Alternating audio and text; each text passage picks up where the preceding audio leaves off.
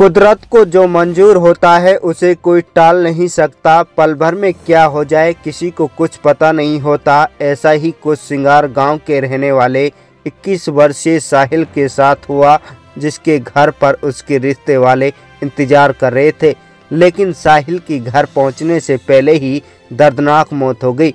जैसे ही साहिल के घर अचानक उसकी मौत की खबर पहुंची तो परिवार की तमाम खुशियां मातम में तब्दील हो गई। मौत की खबर से पहले साहिल के परिजन उसका रिश्ता करने पहुंचे मेहमानों की खातिरदारी में लगे हुए थे, लेकिन साहिल की मौत की खबर से परिवार पर दुखों का पहाड़ टूट पड़ा। जानकारी के मुताबिक 21 वर्षीय साहिल ITI का छात्र है। उसका रिश्ता करने उसके घर पर लड़की पक्ष के लोग आए हुए थे। साहिल अपनी बहन के घर था जब उसके फ़ोन पर सूचना दी गई कि उसके रिश्ता करने वाले घर पर आए हुए हैं।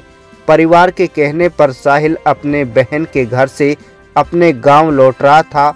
आते समय युवक का परिजन शहाबुद्दीन पुराना नगीना मार्ग चांदनकी के पास खड़ा हुआ था। उसको देखकर साहिल उसके पास रुक गया था और बातें करने लगा। तभी पुराना की तरफ से एक पिकअप गाड़ी आई और साहिल को टक्कर मार दी। टक्कर लगने से साहिल की मौके पर ही मौत हो गई। दुर्घटना की सूचना परिजनों को दी गई तो परिजन मौके पर पहुंचे और पुलिस को सूचना दी।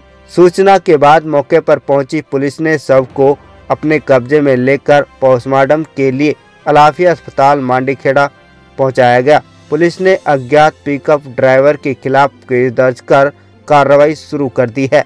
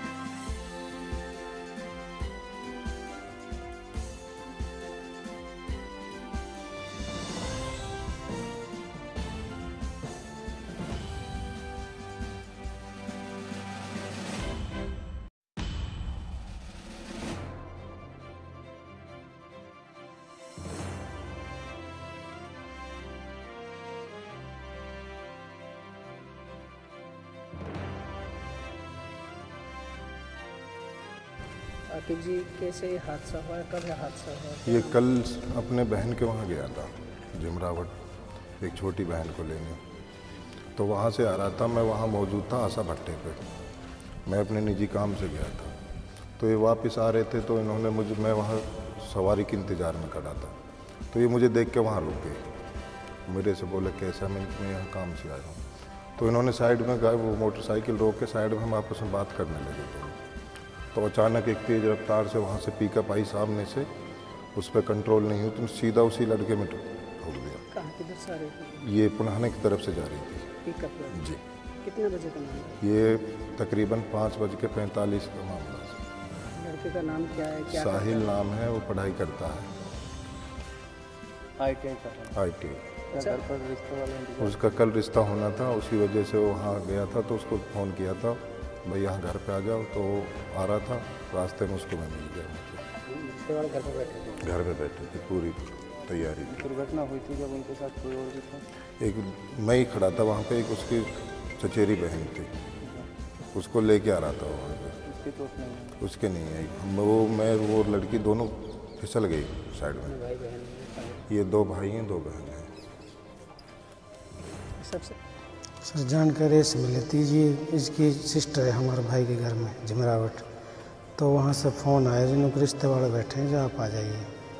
तो थोड़ी देर पीछे ये चांदनकी के पास में यहाँ एक्सीडेंट हुए, हमें इतला मिली वहाँ पे, तो हमें पता लगे तो हम वहाँ आए। तो फिर उसके वहाँ से आने के बाद में यहाँ घर में मातम छा गई, भी रिश्ते वाले बैठे थे घर पे। तो फिर हम उसको यहाँ से लेके वहाँ पुनाहाना हॉस्पिटल पहुँचे। वहाँ से फिर उसको मांडीखेड़ा हॉस्पिटल, फिर रात में तो पोस्टमार्टम हो नहीं पाया, तो सुबह ही उसका 10 बजे पोस्टमार्टम हुआ। तो अब हम यहाँ पे आए जी, पूरे गांव में मातम छाया हुआ है। तो कैसे पता चला यहाँ जब रिश्तेदार बैठे थे, घर थे, परिवार को कैसे पता चला? तो फ़ोन कर दिया था कि रिश्तेदार ने वहाँ पर कैसे से एक्सीडेंट हो गया, तो फिर हम वहाँ से आए जिमरावट से। ये चानन की किस तरह की सूचना मिली आप लोगों को? हमारे पास तो फ़ोन आया था जी, इसका कॉल कर रहे थे, इसका फ़ोन दूसरा बंदा ने उठाया तो जब तक पड़े थे। किस चीज़ में टक्कर? ये पिकअप थी जी। पुनाहाना की तरफ से जा रही थी? हाँ जी, पूरा मातम है। हाँ जी, पूरा माता।